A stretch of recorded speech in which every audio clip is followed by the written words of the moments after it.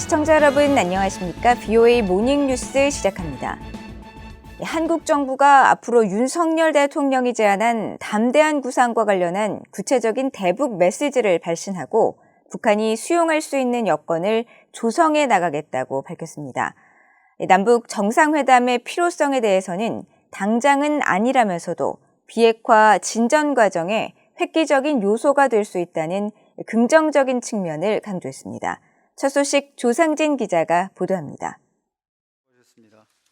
한국 국회 외교통일위원회 전체회의에 출석한 권영세 통일부 장관은 업무 보고를 통해 담대한 구상의 후속 조치 추진 방향을 밝혔습니다. 권 장관은 담대한 구상이 북한의 실질적 비핵화 진전에 따라 경제와 정치, 군사적 상응 조치를 포함한 과감하고 포괄적인 구상으로 과거 이명박 정부 정책과는 차이가 있다면서 초기 협상 과정에서부터 경제 지원 조치를 적극 강구할 것이라는 점을 재확인했습니다. 이명박 정부의 비핵개방 3초는 기본적으로 경제적인 인센티브만 제공하는 데 비해서 지금 담대한 구상은 그 경제적인 것 외에 군사 정치적인 부분 좀 이렇게 압축해서 얘기를 한다면은 소위 그 북한의 체제 안전에 대한 우려에 대해서도 우리가 다룬다. 이런 점에서 가장 큰 차이가 있다고 보여집니다. 권 장관은 담대한 구상에 따른 협상 초기 단계에도 남북 정상회담을 할 수 있느냐는 의원 질의에는 정상회담은 필요하다고 생각한다면서도 담대한 구상을 만들어가면서 특별히 정상회담을 염두에 두고 있지는 않다고 답했습니다. 그러나 남북 정상회담이 이루어지면 북한 비핵화가 진전되는 과정에서 획기적인 자극 내지 요소로 작용할 수 있을 것이라고 답했습니다. 또 미중 수교 당시처럼 선수교 후 문제 해결에 키신저 방식의 적용 가능성에 대한 의원 질의에 대해 고려해 볼 수 있다고 답했습니다. 그러면서 담대한 구상 속 마지막 단계에서는 북한과 미국의 수교를 예상하고 있다면서 북한의 비핵화 의지가 분명하다면 협상 앞부분에 미북 관계 정상화를 두는 것도 있을 수 있다고 생각한다고 밝혔습니다. 권 장관은 이어 북한이 윤석열 대통령이 담대한 구상을 공개 제안한 지 이틀 만인 17일 순항미사일 2발을 발사하며 무력 도발을 제기한 데 대해서는 우리의 담대한 구상에 대한 답변으로 보기엔 무리가 있다면서 기존 무기 체계를 발전시키려는 정도로 해석하는 것이 옳지 않겠느냐는 신중한 반응을 보였습니다. VOA 뉴스 조상진입니다. 주한미군의 고고도 미사일 방어 체계 사드 배치와 관련한 이른바 산불은 한국의 안보 주권 문제로 중국과 협의할 수 없는 것이라고 박진 한국 외교부 장관이 밝혔습니다. 박진 장관은 18일 한국 국회 외교통일위원회에 출석해 산불 문제는 안보 주권 사안이라면서 지난 정부에서 중국의 입장과 정부의 입장이 달랐기 때문에 제대로 해결이 되지 않은 상태에서 현 정부로 넘어온 것이며 문재인 정부가 입장을 분명히 했어야 했다고 말했습니다. 산불은 사드를 추가 배치하지 않고 미국의 미사일 방어 체계에 불참하며 미한일 군사동맹을 추진하지 않겠다고 한국의 전임 문재인 정부가 밝힌 입장으로 중국은 윤석열 한국 정부의 산불 정책을 계승할 것을 요구해왔습니다.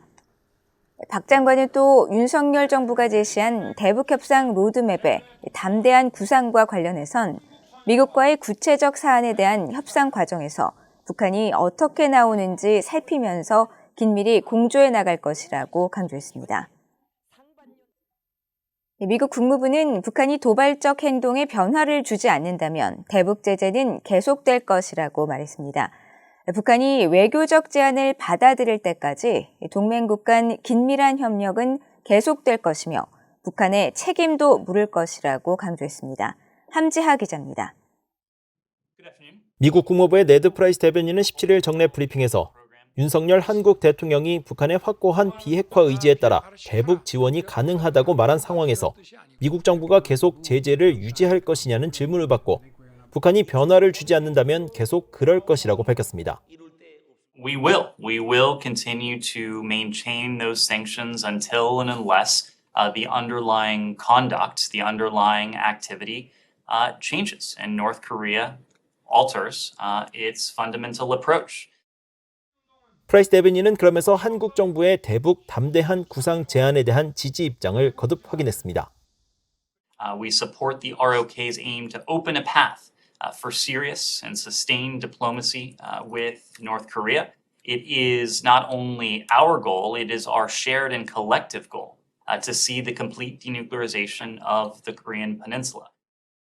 프라이스 대변인은 이어 미국은 한국, 일본은 물론 인도 태평양과 그 너머에 있는 동맹 파트너와의 긴밀한 협력에 전념하고 있다면서 한국, 일본을 포함한 동맹 안보에 대한 미국의 공약은 철통 같다고 강조했습니다. 또 북한이 접근법을 바꾸고 한반도의 완전한 비핵화라는 완전한 목표로 이끄는 현실적이고 실용적인 대화와 외교에 대한 우리의 제안을 받아들일 때까지 또 그렇게 하지 않는 한 우리는 동맹국과 긴밀한 협력을 지속할 뿐 아니라 계속된 도발에 북한이 책임을 지도록 할 것이라고 말했습니다. 프라이스 대변인은 한반도 시간으로 17일 북한이 발사한 순항 미사일에 대한 논평 요청에는 구체적으로 언급할 내용이 없다며 선을 그었습니다. 하지만 조금 전 발언을 다시 강조하겠다면서 이것은 우리가 한반도의 완전한 비핵화라는 공동의 목표에 대해 인도태평양 내 조약 동맹국들, 즉 일본, 한국과의 긴밀한 조율에 계속 초점을 맞추고 있는 점이라고 밝혔습니다. BOA 뉴스 함지아입니다.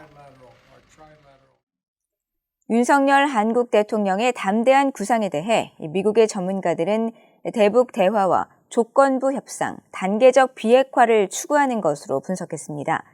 미국도 외교를 앞세운 윤석열 정부의 대북 정책을 지지한다고 밝혔지만 북한이 얼마나 호응할지는 미지수라고 말했습니다. 박승혁 기자가 보도합니다. 로버트 매닝 애틀랜틱 카운슬 선임연구원은 17일 VOA에 윤석열 한국 대통령이 광복절 경축사와 취임 100일 기자회견에서 담대한 구상을 제안한 데 대해 긍정적으로 평가했습니다. 매닝 연구원은 윤 대통령이 북한이 확고한 비핵화 의지를 보여주면 적극적으로 돕겠다는 뜻을 나타낸 것은 북한에 대한 강압이나 마찰은 득이 될 게 없다고 판단한 것으로 보인다고 분석했습니다. Finger wagging and chastising North Korea in harsh tones, all it does is get obnoxious North Korean, rhetoric. He's taking the right approach and keeping things open with North Korea and putting it on them. 미국 중앙정보국 CIA에서 한반도 문제를 담당했던 브루스 클링너 헤리티지 재단 선임연구원은 북한에게 득이 될 만한 조건을 내걸면서 단계적 비핵화를 병행한다는 방식은 전임 문재인 정부를 제외하고 한국과 미국이 계속 취해왔던 정책이라고 설명했습니다.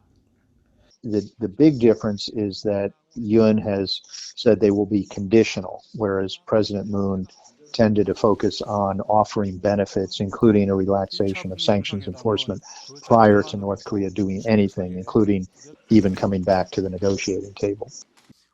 패트릭 크로닌 허드슨 연구소 아태 안보석좌도 윤 대통령의 구상이 이명박 박근혜 정부 등 과거 한국 정부의 대북 정책을 참조한 것 같다고 말했습니다.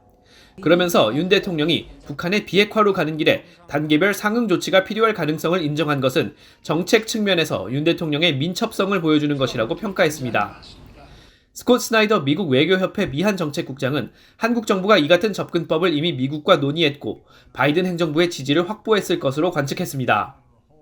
The Biden administration, I think, has consistently expressed its desire and willingness to engage in diplomacy with North Korea.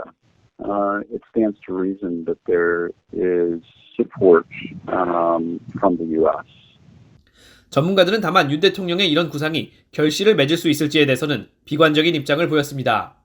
북한 입장에서는 안보를 포기하는 대가로 경제적 혜택을 약속하는 것으로 보여 과거에도 작동하지 않았던 접근법이라는 지적입니다.